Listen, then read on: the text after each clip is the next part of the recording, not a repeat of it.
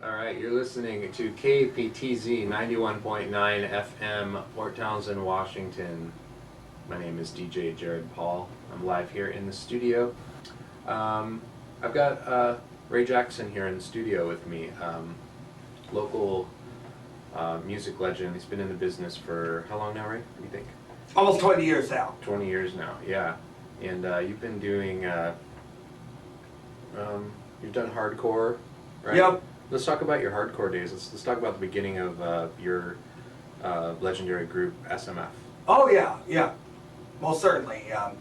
Well, I first saw, a Circle of Fear in '94, and the year before I had heard from a man named Len Enders, and at the time in '93, we barely knew each other except for off and on at the former Port Townsend Music down in the hill there, and we were just fooling around with guitars and things like that. In '93, he came up to me when I was at Quimper Sound and was insisting we have a, how do you call it, a death metal bowling team. I was on the League of Key City Lanes at the time.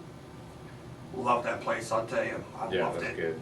Yeah. And of course, in '94, I went to see Circle of Fear, and Len invited me to come to the show along with Alice, and I thought right then and there, hey, it must be so easy to get into a band situation like that. I mean, I just needed something in order to inspire me and break through. Mm-hmm. Cool. And I remember, I remember that show, and I think that's probably when I first met you too.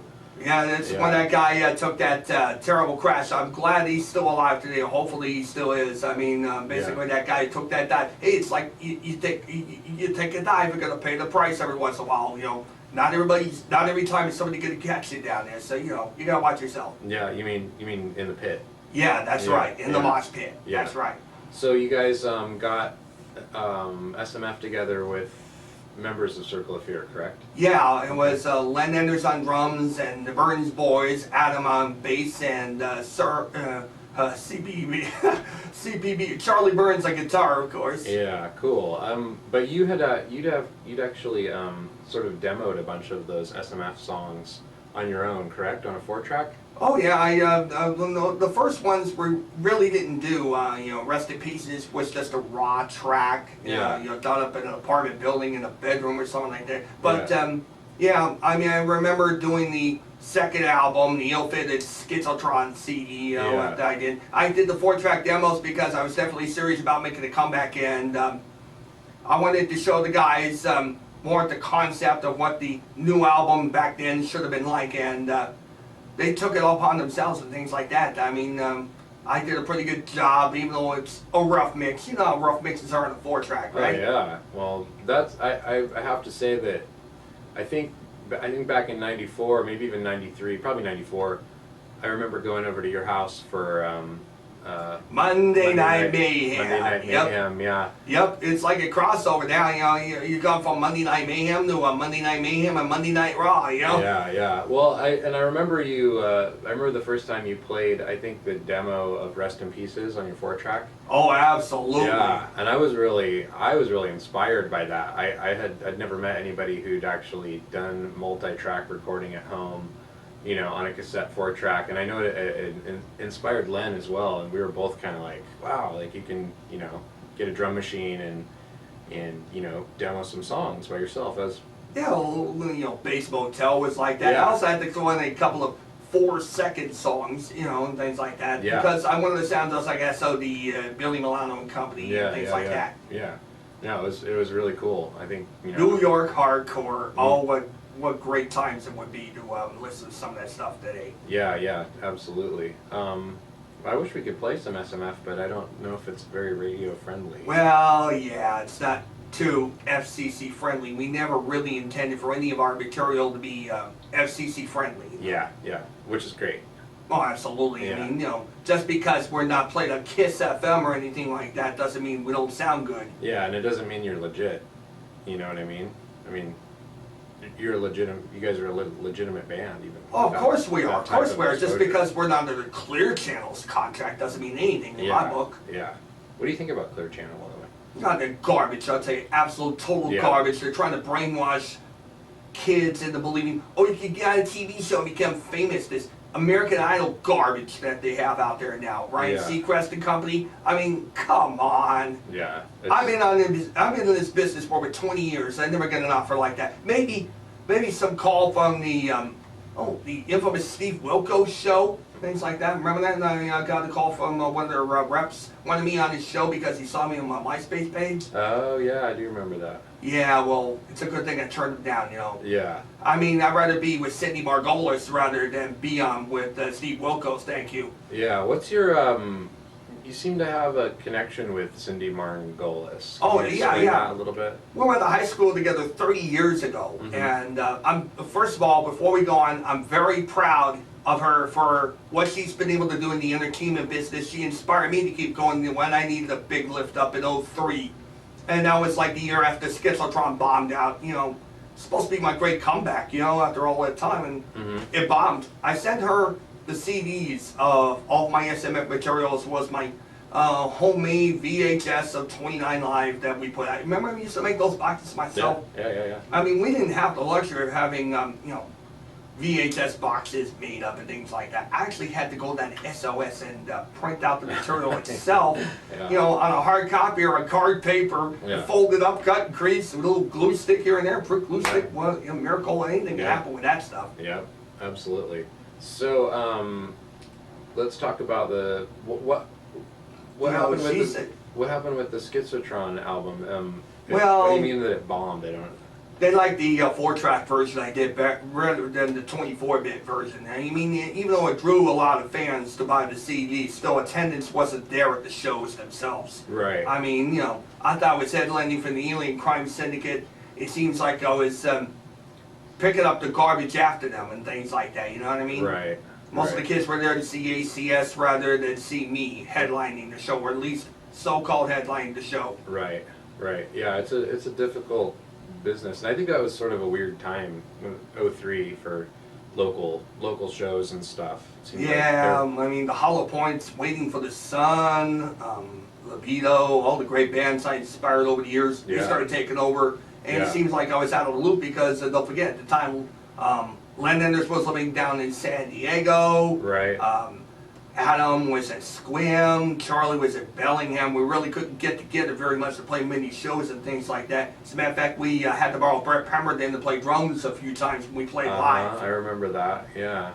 I mean, he did a great job. He did a great job. And, you know, Brett Pemberton out there, you know, he was inspired by me, Dan DeMay. You, of course, you mentioned that already. Absolutely, yeah. You've been a big inspiration for a lot of people and on the peninsula and beyond as well. Yeah, well, you know, basically, I just wish that down south of the bridge they were, you know, giving me my full credit, things like that. I mean, I pretty much earned it. I like to say the respect's not handed to you. You got to go out there and earn it. And yet, I've earned it out there. They're just not willing, you know how things are, you know. Right. Just because you're, you know, I mean, I came and hustle my CDs at the mall of all things. I'm not trying to get my fair share of fans down to Kitsap County. It seems like they won't hear about it. Right.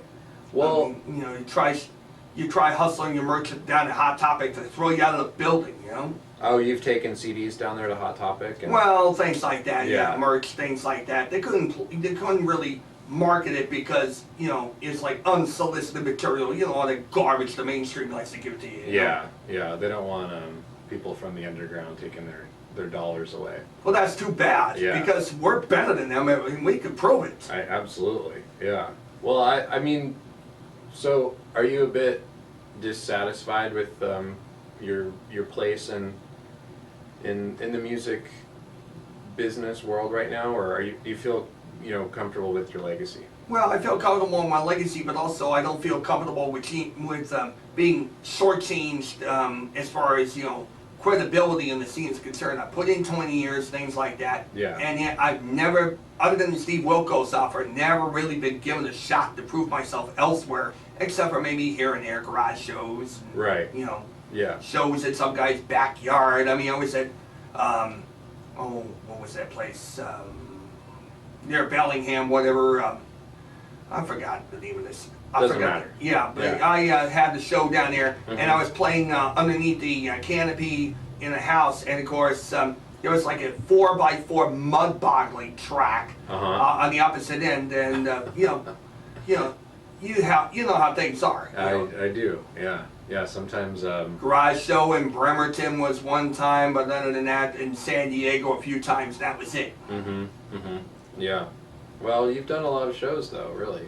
Oh yeah, You know. I put in my fair share, but the thing is, I also discovered the scene in Port Angeles. I actually pushed for PA back in '08 Yeah. when I was invited by a member of the Fix to check them out along with Battle Briar, YIA, and 3D Witch Hunt. All I did was handle like my own MySpace friend request flyers that we made up, and CDs and DVDs, so they know I'm legit. I know what I'm actually like. And a year later, it seemed like they were pulling for me to play a show. They had never been able to buy any of my material, either SMF or AK-47 at the time. So what I did was, at one time, I actually called up the guy at Budget CDs and Tapes, Coog, down in Port Angeles, and I asked him if I could sell some of my merch, and I'd bring it over. And sure enough, I traveled a 45-mile drive, brought the merch. Yeah. He was so stoked to find out that we had it. Yeah. And he listened to my CD. He actually has become my co-manager, as well as Len Enders for Little Cold Weather Team. A big shout out to you, big man. Yeah, there you go. Well, it's cool. I mean, I've done my fair share of touring. I've met kids, all over the place that know who you are, and I've been like, yeah, I'm from Port Townsend or whatever, and they're like, oh, do you know AK-47 or Ray Jackson or Heavy Metal Warrior? I'm like, yeah. The big HMW with my monikers all over the place. Yeah. So anyway, let's talk about the.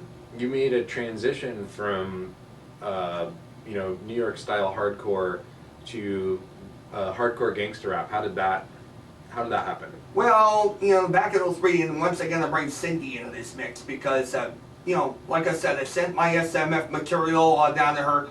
She was quite impressed with my material that I had written at the time, but she said that she liked music more on the upbeat and popular side, I guess you could say. But I wasn't willing to compromise on that. But then again, when I was playing a show, somewhat of a rap thing in San Diego in some guy's backyard, Derek Mitchell, DJ Peanuts, and I was rapping to some of his material, old SMF lyrics and things like that. The guys there insisted I unearthed AK-47 Hardlocks Most Wanted. Wanted to do many, many years ago, just didn't have the material, the tools needed in order to be able to do that. Right. And I bought the tools and learned how to use, back then, my Boss BR8, 8-track zip disc recorder. Right. And I learned how to record tracks one by one, and somehow I was able to fuse Cindy's upbeat popular side with my hardcore side. And basically it involved loops with Sade and the Doors and even UK techno duo Fortran 5. You've heard of them, haven't you? Oh, yeah. Fortran 5? Yeah, I tell you.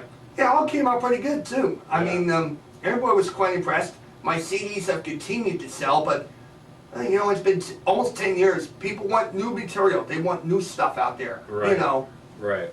So your album. Like Marilyn Manson, the new stuff, and I have to say stuff, folks. Yeah. Yeah, they're watching me. They are. So the album Hadlock's Most Wanted, you kind of demoed it, and then Len Enders sort of filled it out. Is that?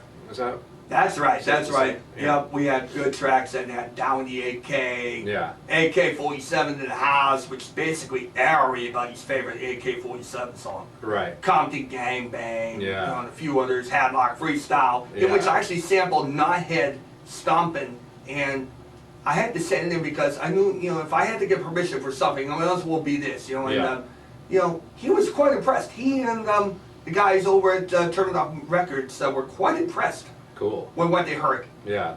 Well, you guys did there's a song on there called Gravedigger, which I actually co-wrote with Len Enders. Yeah, when you guys were the G-Spots. Yeah. You being MC Spot 1, him being the diabolical one himself. Dr. Nielsen. And I heard rumors that guys in San Diego were covering that. And is that true? Did you ever hear Oh yeah, that? Peanuts and Chrome did their own version as well. Yes. Yeah. So that was kind of cool, huh? Oh yeah. Yeah, I love your version of it. I wish that we could play it, but unfortunately, yeah. FCC is. Just, like I said, we're not so FCC or Clear Channel friendly around here, folks. No. So what's on your plate right now? Like, what's going on? I'm planning to do a brand new comeback CD. As a matter of fact, I've already written all the lyrics for it. It's called Busted in Hadlock. And this is a hip-hop CD, right? Yeah, that is correct. Yeah, cool. Yeah, it's continuing where Hadlock's Most Wanted left off. Right, right. And it's, so you've got the lyrics. Oh, right? Of course, yes. Yeah. And so are you... Or I got the rhythms, or got the beats. I just need to get the rest of it filled out and things like that. We're going to have to actually do the vocals over again because we don't know if they got distorted or not. I have somewhat damaged hearing. All those years with iPods and Walkman, you know? Yeah, it's not good. Yeah. Yeah. Well, cool. So you're working on that, and let's see, you just had an anniversary, right? Is that correct? Last night, the love of my life since 1989. Now Alice and I just celebrated our 24th anniversary together. Yep. Wow. That's a long time in Yeah. this day and age of domestic violence, divorce, and all the other garbage that goes on around Yeah. people. Yeah. So let's talk about, real quick, because I wanted to play, you know, like one of the first times I met you, I think you were on rollerblades downtown Port Townsend. I think you had a Metallica shirt on. And I was like, you know, I'm a huge Metallica fan. They're one of my, you know, one of my most favorite bands from back in those days. And Yeah, the good old days of Metallica, not Yeah. Commercialica as we now know them on KISW. Yeah. I mean, Nightmare?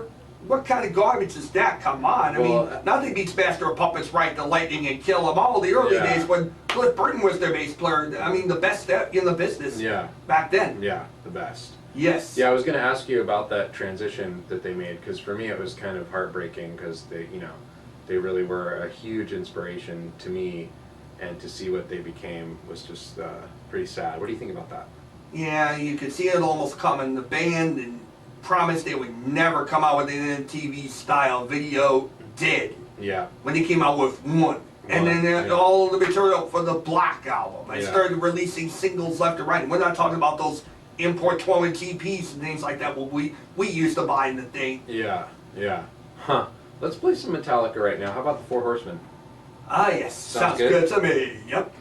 All right, Metallica, Four Horsemen off of Kill 'Em All. That sounded really good to me. What do you think? Oh, yeah. You dig One it? of Metallica's real classics. Yeah. Not that garbage you hear now. Not good. Hey, so you got something happening this weekend, is that correct? Yeah, I'll be playing over at Coop's Bunch of CDs and Tapes in Port Angeles as part of National Record Store Day. So you're actually performing? Yes, I will actually be performing, and somehow I've managed to be able to do solo as well as do it as a team, or in this case, a tag team and things like that. Yeah, tag team? Yeah. Well, actually, Fandango my way here today. Yeah, that's the latest thing, Fandangoing, you know? What's with the fandangoing? I don't. No, it's not Fandango, it's Fandango. Fandango. That's why he insists we pronounce it. And he's like, everybody's going nuts out there, Fandangoing. Is it a wrestling thing? Oh, actually, it's become more than a thing. It's become like the answer to the Harlem Shake or something like that, you know? Whoa. The next big thing. Next But thing is you know, it- it's going to be a flash mob at Kids Out Mall or something like that. Right. Everybody's going to Fandango right at the mall at the same time. Yeah.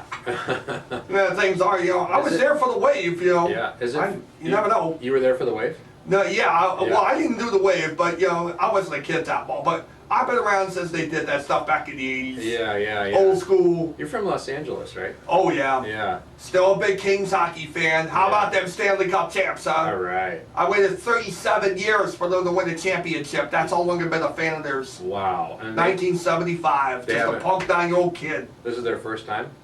Yeah, it was the first time they ever won the Stanley Cup. I They bet. came close in '93, but Yeah. blew it against Montreal in the finals. Yeah. So you're also a big an avid bowler. Is that Oh, correct? yes, I am. I mean, you know, I'm not as good as I used to be back when Keith City Lanes was open. Yeah. That's where I met Alice back in 1989, and I Yeah. got into it.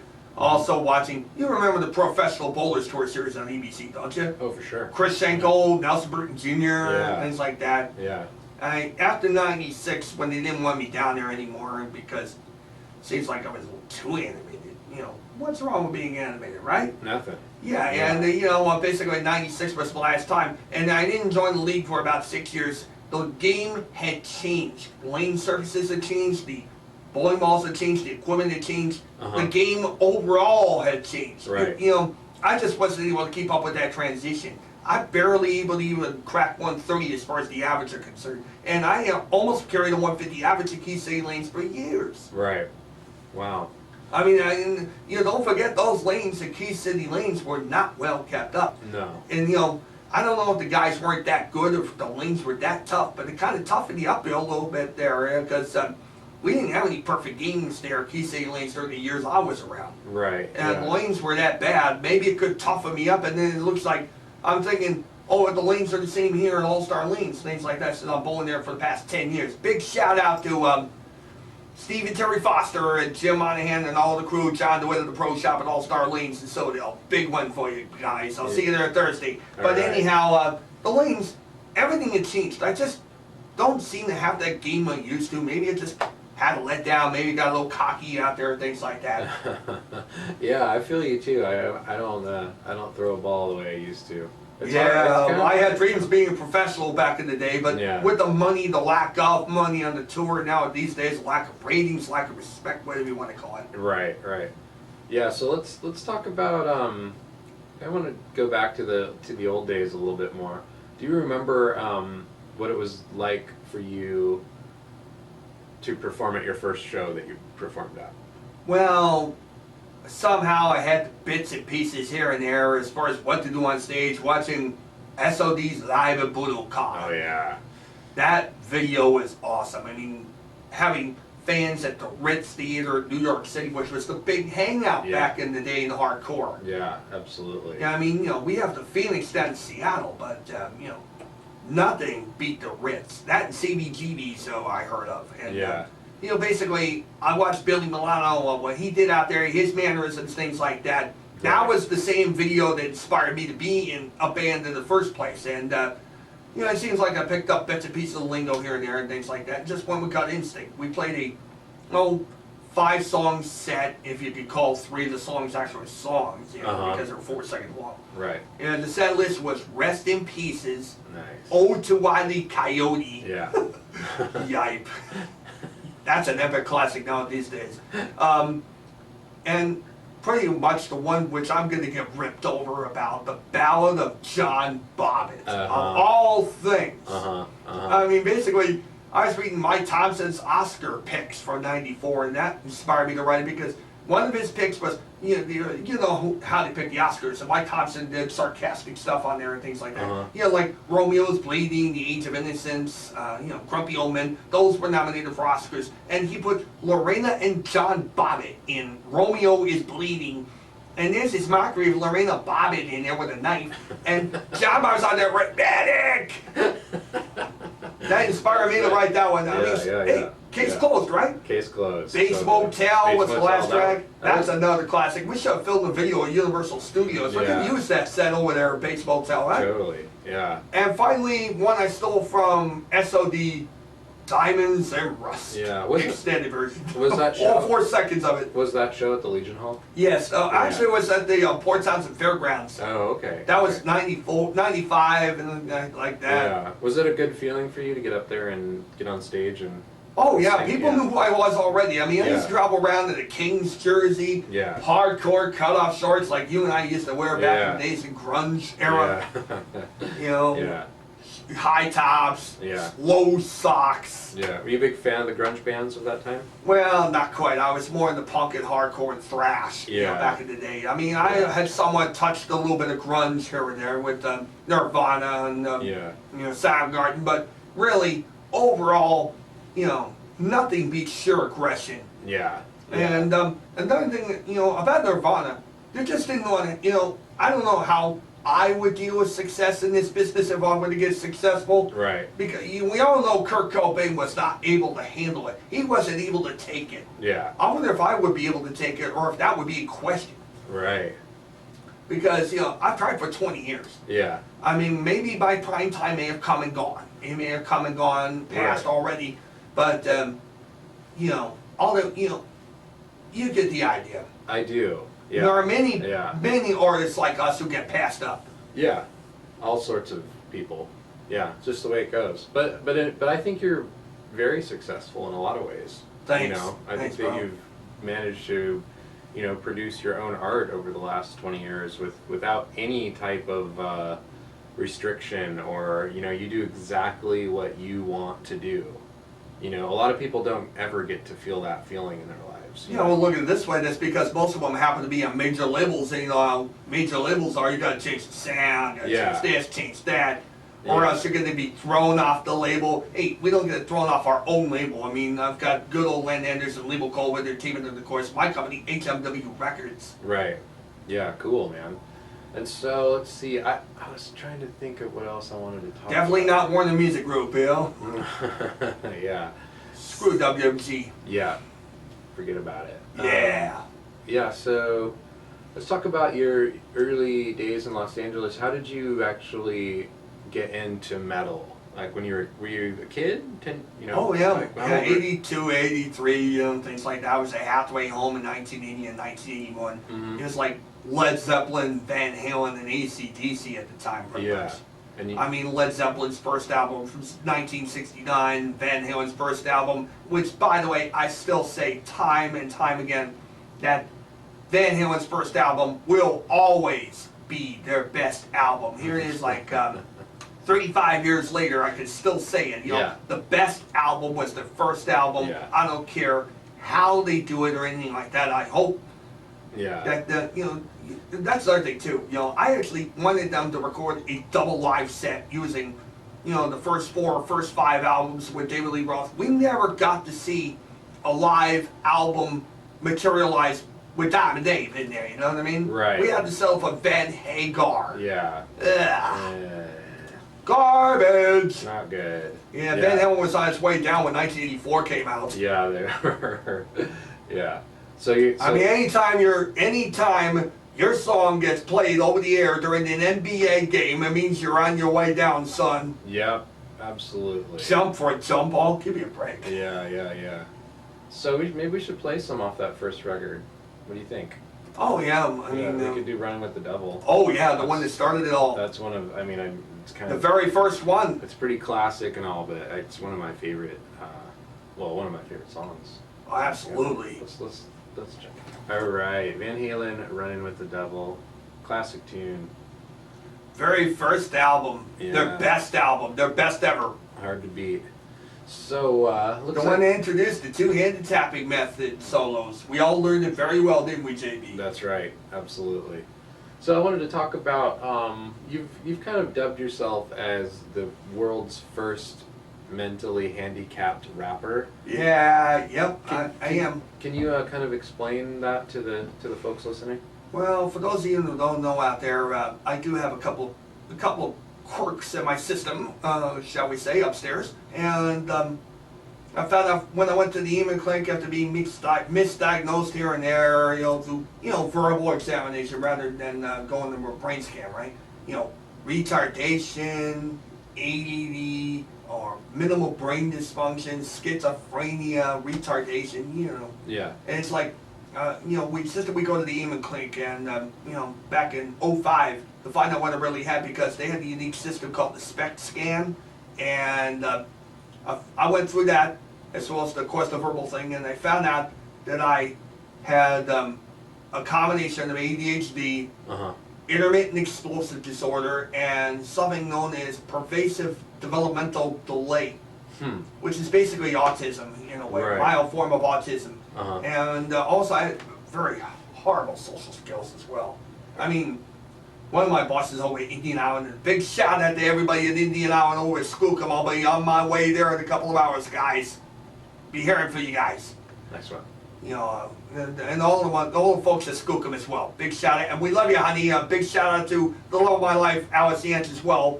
But yeah, I mean, the handicap rap angle that came upon because of all that. I mean, they decided to turn around and use my mental disabilities as a marketing gimmick. Right. I figured cap rap, handicap rap, mental handicap, out busting caps, things Right. like that. You know. Yeah. Ability over disability is my slogan, and Right. I truly believe in it. Yeah. I mean, you could be somebody that everybody writes off here and there, and then you get shown one day what you're really made of. I mean, I guess in a way, Special Olympics kind of like is like that too, you know. Right. In other words, it gives those the opportunity to prove themselves when other people have written them off. They seem to show them up, you know. Right. Yeah. Yeah. And you've kind of spent your your life kind of doing that. Oh yeah, Essentially, absolutely. I mean, Yeah. don't forget, I was raised by a very abusive control freak like mother and things Uh-huh. like that. I was never really allowed to progress. I could have been driving when I was 18 or 19 years old. Right. Yeah, how 19, 19. Uh-huh. A little Paul Hardcastle for you. Yeah. Yeah, don't forget that. Oh, yeah. But anyhow, but every time I tried starting something to up my progress in life, she'd always be there to step in the way or something Mhm. like that. You know what I mean? Like the overprotective mother she was. Right. I mean, I didn't get a driver's license until 1999 when I was 33. Uh-huh. But you did it. Oh yeah, Yeah. and behind her back too. Yeah. You're A few other things I've done too, but Yeah. we can't get into that right now. Yeah, well, Can't get into that right now, son. yeah, we'll stay away from that. You're a big fan of Volkswagens. Oh yeah. Yeah. I have a 1999 Beetle I've owned since brand new. Mm-hmm. It's got over 100. It's got almost 190,000 miles on there. Nice. And I've also been working on a 1963 split window bus. Cool. Yeah, your bus is really hot. I've checked it out before in the garage there. Oh yeah, Pretty I mean, nice. I'll tell Yeah. you, it was a lot worse condition when I first bought it back in Mhm. 2002 off Caleb Boyd for about $1,200. Yeah. A lot worse condition, and believe me, I have spent almost like $10,000 into it and things like that. Right. Getting it back up to speed, it's still not up to speed. Uh-huh. It's a work in progress. Sure. Totally. I love VWs. I mean, most reliable things in the world, but I wouldn't put my life on a split window bus with drum brakes though. Yeah. But still, nevertheless though, Yeah. it gets you A to B and things like that, Sure. Hauls the Absolutely. gear. Hauls the gear. It's very important. So you brought in something that you wanted to play, and I don't really know much about this artist. So if you want to sort of tell everybody what. Well, what's Paul going on. Hardcastle, you may know Paul Hardcastle more now for what he does is, either as Hardcastle or Jazz Masters. You may have heard some of the smooth jazz material on early days when they had a smooth jazz radio station around here. Uh-huh. And when I discovered that back in 2007, after listening to it for years on radio, I then went back. And I found out about his electro material that he came out with back in the 1980s. Uh-huh. And he had been with a bunch of projects here and there. He was like with Direct Drive, then First Light. I happen to have both the First Light LPs I had to import from England. Mhm. And of course, he also went solo afterwards. Did a bunch of material, but 1984 he did a couple singles, then had his first album, Rainforest, and then after that, his self-titled debut album with Chrysalis Records after that. Mhm. But it featured an alternate mix of the single, which we might be listening to here, called 19, which is about the average age of a combat soldier in Vietnam. Okay. Let's hear it. Oh yeah. All right. Ooh, let's turn up the mic. There you go. Hey, that was a crazy song, man. Yeah. I'd never heard that before. Oh yeah. Yeah. Good old 80s electro for the UK, where it was huge back in the day. Yeah. I mean, '1 in, 5, 6, 10 different countries, 19, at least 10 different countries, I know that. Wow. It was the hottest song in Europe back in 84 to 85. Really put Paul Hardcastle on the map here in the States as well, even though I managed to make the top 25 here. Yeah. Cool. So, can you tell me about the movie Footloose? Or no, is it Flashdance? Yeah, I'm Flashdance, sorry. yeah. Yeah. We've talked about this before, Oh, but absolutely. I've always been sort of interested in your, Well, even though I never wanted to be a dancer or anything Yeah. like that, it's you gotta. It's like on Flashdance, Jennifer Beals plays a young woman who happened to want to be a dancer at the time over at the Pittsburgh Conservatory Dance, and she never really pursued it at any time until she found out that her boss at work, was played by Michael Nouri, happened to have friends on the Arts Council of Pittsburgh Conservatory of Arts. And she had applied before and things like that, but just was scared to. Yeah. And she, he somehow got her in a little bit. You know how things work. You know how lobbyists are, right? Yeah. And, she never really pursued it, but she felt like she really had to, because she was under pressure and things like that. Yeah. And she went out for the audition, and, she just let it all out after that, Yeah. If you want to live your dream, you got to go out there and get it. Yeah. You let go of it, you die. Yep. If you go for it, you might get it. Yeah. And she did. Cool. Yeah, and even if you don't, at least you try it. Oh, absolutely, right? absolutely. You gotta try. Yeah. Cool. I wanted to talk to you a little bit about the last song on your AK-47 record, Hadlock's Most Wanted. Oh, Requiem for a President. Yeah, it's a pretty powerful piece. Oh, yeah. Somebody had to rip George Bush apart. Yeah. And that person was me. It really was, yeah. And I did a spoken outro, kind of inspired by what Ice-T did with Body Count, right. with, what was it, Out in the Parking Lot? Yeah. Yeah, that one? Yeah. Yeah, I had to, somebody had to rip George W. Bush, a new one, You really did, too. It's one of my favorite tracks on the record. Can you get that at Quimper Sound still for the local people? Oh, of course. You They can also got- get it at Coon Special CDs and tapes in Port Angeles Right, as well. yeah. Yes. I would say- And I'm a hustle bag in the trunk of my car right now. It's sold for about $7 out of my trunk. Yeah. And also on both stores, of course. And hopefully we'll be launching an online store soon, as well as the relaunching of my official website, Yeah. bighmw.com. Cool. Hey, Of listen- course, I got Facebook and MySpace and Twitter, of course. Yeah. What about your hustle bag? Tell them about that a little bit. Well, I have a couple of duffel bags, Everest duffel bags I use. I hustle t-shirts, 2 different styles, 2 different colors, small to extra large. Those are $10 a piece. And I also have a couple of vintage Case Logic camcorder. Remember when VHS camcorders were out? Everybody used to get those large bags. Yeah. I have a couple of them, a couple of bags. One has my CDs in there, or at least my current one, and one has my DVDs in them. I also put a DVD release a few years ago, live at Roadie Fest from Roadie Weekend in 2005. Oh yeah, I remember that. Yeah. So I saw you at the skate park this one day, with your hustle bags out selling stuff. Oh, I thought yeah. that was pretty cool, just to kind of. Hustle and CD's got hustle. You It's just just, rolled with in the there. lack of young people around here. And, Yeah. I mean, they've really done a fantastic job of running our young people out of county, it seems like, taking everything away from them. I mean, Nahib was right. Yep, absolutely. I mean, they took everything away from them. They took the bowling center away. They took the skating rink away. Uh huh. If it weren't for the skate park, it's like they would have nothing. And what good's the skate park if it gets cold out there or if the weather's not good? Right.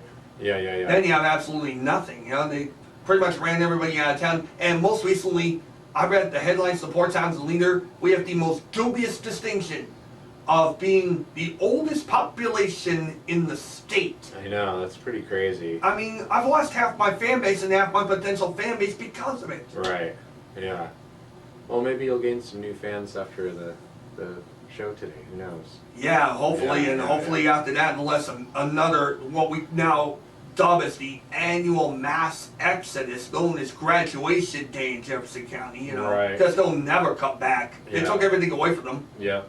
We're gonna do a quick commercial. Hold on 1 second. You bet. All right, we're back with. One of our proud sponsors did that too. Yeah, I'll tell you. absolutely. Yeah. As a matter of fact, I've heard about Nuts About Hi-Fi, and Yeah. it's supposed to be the stuff out there, the good stuff out Good there. stuff, yeah. Basically, my boss over at Indian Island, he bought stuff at Nuts About Hi-Fi, and he really is so stoked about it. But that's for the real high-end material right there. Yeah. I'll tell you. So it looks like we're getting Great down, stuff. We're getting down to it. We got about 5 minutes left. I just wanted to make sure everybody knew that. So AK-47 is going to be performing in Port This Angeles. Saturday Yeah. at Coop's Budget CDs and Tapes. I'm going to be part of a bunch of artists who are going to be playing there at the show this Saturday afternoon. Of course, it'll continue through Saturday night, and bring some ting for the bling bling. I mean, we'll be selling our merchandise at the show itself and Animal Hustle bags outside as well. Nice one. What time do you go on? I don't know what time I go on. I'll have to talk to my management over at Cougs Budget C's. Part of my management team, I'll be able to find out what time my set will be. Cool. It'll be a pretty good set though. Yeah, I bet. Yeah, I can't wait. Sounds awesome. And so you're working on the new AK-47 record, right? Busted in Hadlock. Busted in Hadlock. And any idea when that's going to be done or available, or when we can sneak peek a track or something? You'll be able to. You'll be able to. That is, they're not going to be too FCC friendly, once again, but Yeah. you get the idea. Yeah. I mean, good. They say good things come to those that wait. Well, people have waited a long time for this new record. They expect something big time out of it. How long has it been? It's Hadlock's most one that was put out in 2004. Wow. So, And it's been a long time, but that's mainly because I've been trying to push Hadlock's most wanted in more markets. And, Right. It's hard to find a market around here. yeah, it is. Well, it's really hard to sell CDs too. People are downloading and. Yeah, Apple taking a cut out of everybody's work. Yeah. Buy the CDs. Buy the CDs, folks. And if it's not available on CD, then steal it off YouTube or steal it off Spotify. It's the only way to do it, folks. Yeah, but buying directly from the artist is the best way. As Oh, far absolutely. As far as supporting artists. Supporting the artists, buying from the artists themselves, or to a record store. And there are not very many independent record stores, hardly any record stores, but hardly any independent ones. I mean, Yeah. I want to see Clever Sound and Cougs and CDs make it in this business. I mean, Absolutely. even though they can hardly even keep up with the big chains like Walmart and FYE and things like that. Yeah. I mean, basically, independent record stores help keep independent artists in business. Uh-huh. It helps get us the exposure Absolutely. that the warehouse is not going to certainly sell our stuff, and neither is FYE for that matter. No way. You try hustling your stuff and then they throw you right out the door. Yeah. Yeah. That's a shame. No, it's all about the little stores, you guys, and record store day. That's this Saturday, correct? National Record Store Day. National It's not Record just Store happening Day. here in Western Washington, it's happening It's all everywhere. over America. Yeah. Well, it's cool that you're Support your local artists. Yeah. Support your local record stores. Support your local artists. Absolutely, it's very important. And you know what? Thanks for coming in, man. It's been a long time. I haven't seen you in a while. It's good to hang out. Hopefully, we'll get together again soon. All right, you got it, JB. And once again, AK-47 performing in Port Angeles this coming Saturday for Record Store Day. Not quite sure of the time, but it sounds like there's a bunch of bands playing. Is that true? Oh yeah, you can look on Budget C's Facebook page to find out what time the shows start and things like that. Nice one. Cool. And of course, you can catch me on Facebook, facebook.com/BigHMW, and also look for my revamped website, bighmw.com, coming up soon, and we hope to see you around Yeah. this coming Saturday. Yeah. And tell me what you think, everybody. Yeah. Anything else you want to say? Are we good? Well, I want to give a big shout out to the love of my life the past 24 years now, Alice Yance, of course, things like that, and all the guys at Skookum at Navbag Indian Island, as well as, of course, the main office here at PT, as well as the one down in B-Town, Bremerton. Be coming over there to work, guys. See you around 2 o'clock. Until then, peace out, and we'll hope to see you.